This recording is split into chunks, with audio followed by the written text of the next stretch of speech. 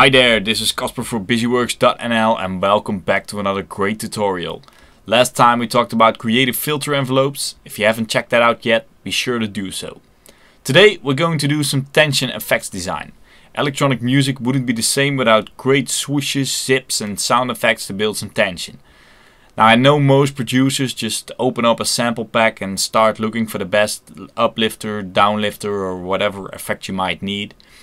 And I did the same thing until some years ago, but then I realized if I invest the time I normally spend searching through all my samples again into designing my own effects, I'd be more original and maybe even faster.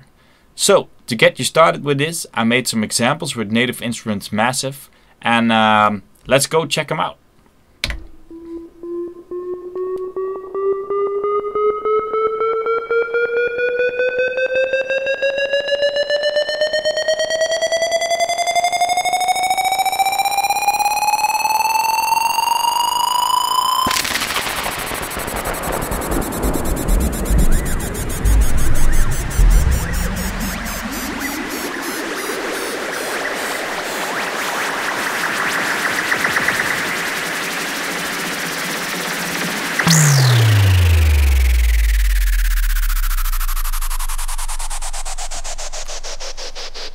Alright, well this sounds cool.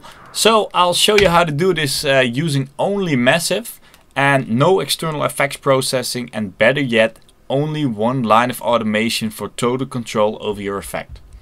So let's start up a new song. And the reason I'm using Massive for this is because Massive has got a lot of different noise sources. So we got white noise, brown noise, bright noise, tape hiss, all sorts of really crazy stuff. Okay, now if you open up your own Massive, maybe you're not getting a new sound going, so click on there and choose new sound. Now the one thing Native Instruments Massive always does is it assigns the macro control for macro control number 1 to vibrato. Just right click it and choose clear macro 1. Okay, so let's choose white noise, because white noise is one of the basics for get some really nice sweeps going. I'm going to use filter 1, and I'm going to drag this bar over to serial, and I'm going to shut filter 2 off and choose a bandpass filter. Now the reason I'm using a bandpass filter for something like white noise sweeps is because a bandpass filter only uses a portion of a frequency or multiple frequencies, a band of frequencies, to sweep through. So if you're using one of these effects in your mix, then it's only going to use the low frequencies when you have the cutoff set to low, and it's only using the high frequencies when you get it set to high. So when you're sweeping through this, and I'll show you what this sounds like. Oh, let's shut off oscillator 1 for a sec. Then when it's at its top, it's only using high frequencies. If we would use a low pass for this, then you would get kind of the same effect, but the low frequencies would always stay there. So as you can hear, it's a bit of fuller effect, but I tend not to do this because all those low frequencies you don't need in your mix. It always gets in the way of some bass lines maybe you get going, or some other stuff that's in the low frequencies. So don't do that. Okay, let's assign macro control number 1 to the cutoff. So click that little arrow there and then drag it over to there, and then you see a 1 appearing. Click it and drag it up, so we get a little yellow bar going, and let's see what this does. Okay, so we're controlling cutoff frequency with the macro control. Now I'm going to use the macro control later on to do all the automation with. So we're assigning everything to macro control number 1 to get total control over our effect. Now another great thing we can do is use the resonance to get a little bit more peak going. So it's get a little more dramatic.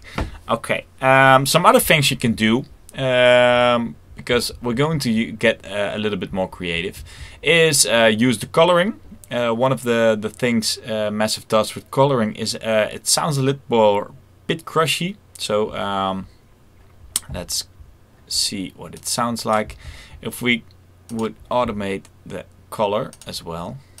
Let's drag it over. Okay, so if it's very low, you can hear it's a bit crushed.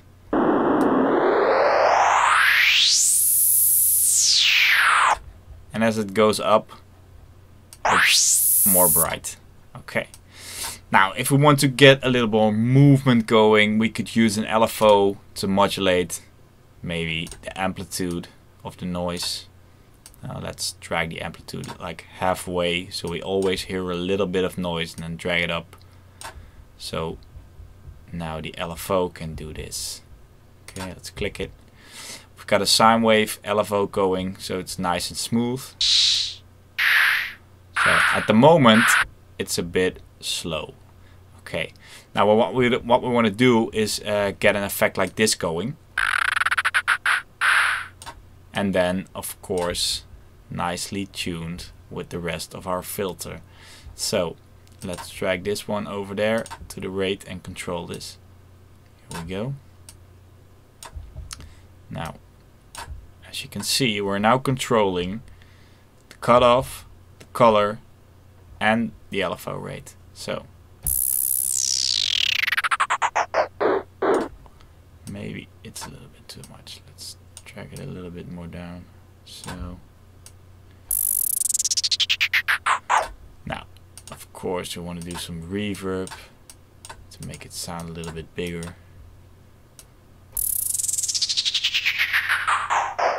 A little bit more size. Now the nice thing about this is you can use the macro control to make it an uplifter or a downlifter. So no more searching, and it's pretty easy to do this right away, and you can also experiment with some other things. But this is the basics. Okay, now how do you implement this in your track? Let's make a new event and make it 8 bars long. And it doesn't matter which note you choose for this because it's noise and it doesn't have a musical tone to it. Okay, so we got this tone going, and the great thing about Studio One is you can just get the macro, which we touched recently, and it appears there, and then take that hand and drag it over there. Okay, so now what we're gonna do is let's make a downlifter out of this one. Okay.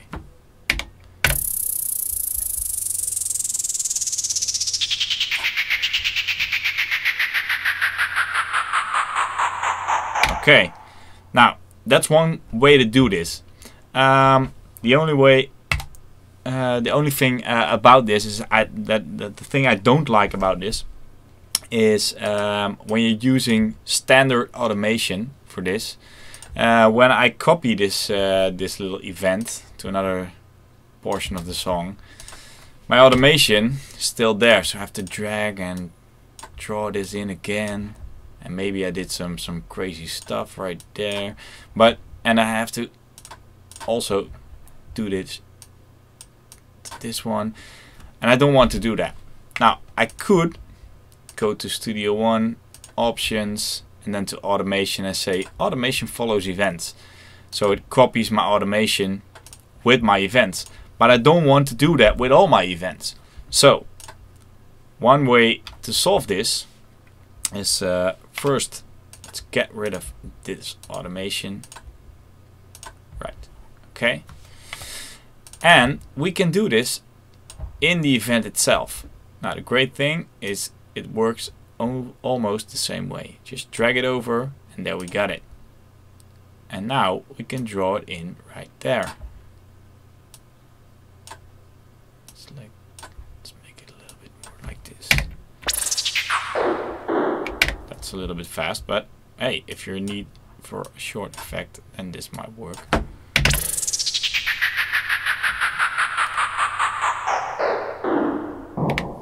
And now, if I copy this, it will stay with my event, and maybe I want the second downlift to be a little bit more different, or maybe I want this to be an uplifter and not a downlifter. So let's get this, or maybe just get a parabolic shape going like this. And then let's check this out.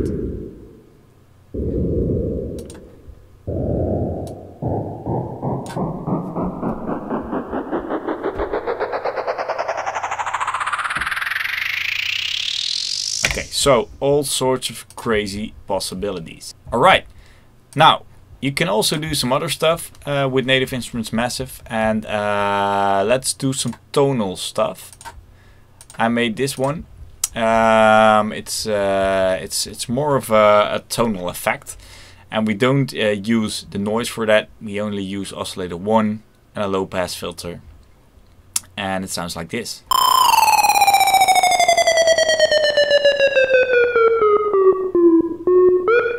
So one thing I did was I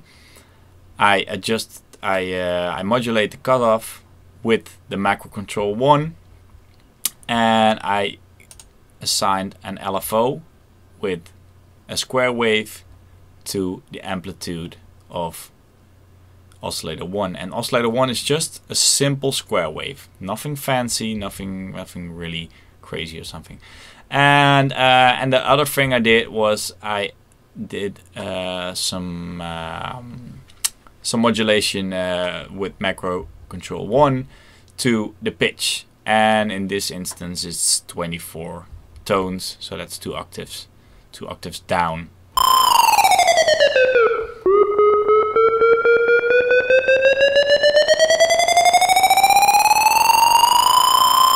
So you can also use this on a saw wave. And maybe even get some voicing going. Let's do this. Let's get some unison on there. Maybe this will sound cool. Maybe some panning.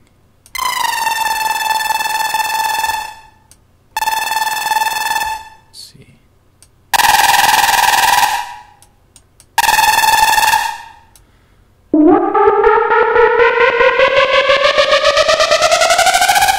A bit loud, and it starts clipping.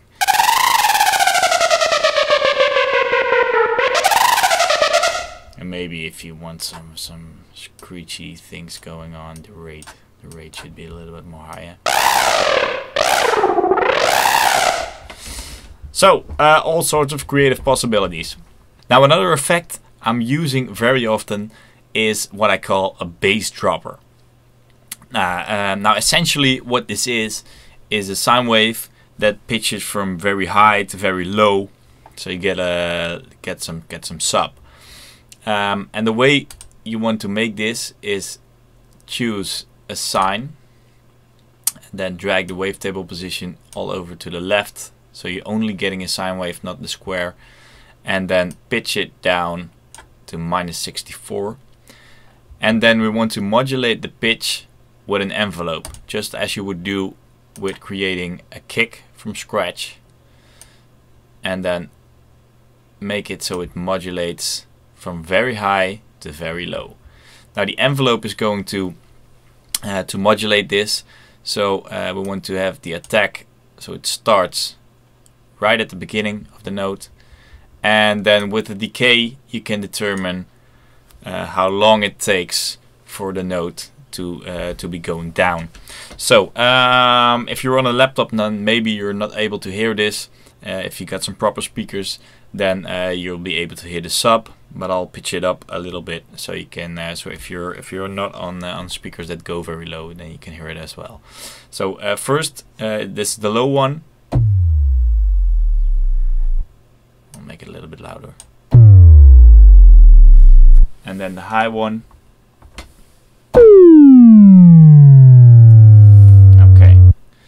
Now, and the great thing about this, if you're normally you would use a sample for this, and then maybe it's not long enough, and you have to stretch it, or you have to make it a little bit shorter, and it messes up the low frequencies. And the thing about low frequencies is you want them to be very tight. So the nice thing about this is if you're assigning the decay knob to macro control number 1, and we'll get a little bit of this going, then now you can use macro control number 1 to say how long this note should be. If I drag it all the way over to the right, it's going to be very long, and if I drag it a little bit to the left, it's going to be shorter. Now, another thing you want to do when using this effect is take the release and make the release a little bit longer. And also, because when you're releasing the note, and we're going to do that with the amplitude envelope, you want to make this release also a little bit longer, because when you're in a big venue with some really cool subs, and then suddenly your effect stops and all the sub is gone, people are going to start noticing, because you can feel this in your stomach. And if it suddenly goes away, then your song starts to sound a little bit empty. So you want this to gradually stop. So that's what the release is for. If you turn up the release a little bit, let's do it a little bit more, and let's drag this over as well. That's why you need to adjust this as well. So, because if you get this short, then it's gonna drop a little bit more. Now it sounds like it doesn't stop while you still got the amplitude release at a very high point, but that is because it just drags the frequencies over very low, and you can't hear them anymore. So you have to have the release of the modulation envelope pretty much all the way up. So, and if you want to have a little bit more control over it, then just make it a little bit shorter. Also, what you could do is just maybe make a high pass filter. Get a high pass filter going. Make it serial. Shut off filter 2. And then what you can do is just automate at the end of the note, automate the high pass filter a bit up. So you get some filtering going at the end. And then you can't hear the subs anymore. So if you do that gradually, then it fades out as well. So this should be very useful in a lot of situations, and of course you can clip this to make it a little bit more aggressive and get some overtones going. But I tend not to do that, because I want this just to be a sub effect and not very much at the top end. So that's it for today. Hope you learned something useful, and if you find yourself searching samples again, think back to what I said and try making your own. It's a lot more fun, it's not that hard to do. And to get you started even faster, I included a download link of a couple of presets I used in this tutorial. Just click the link in the YouTube description and download the zip file. In the meantime, you can also visit us at bizzyworks.nl. Thank you for watching. Now go and be creative.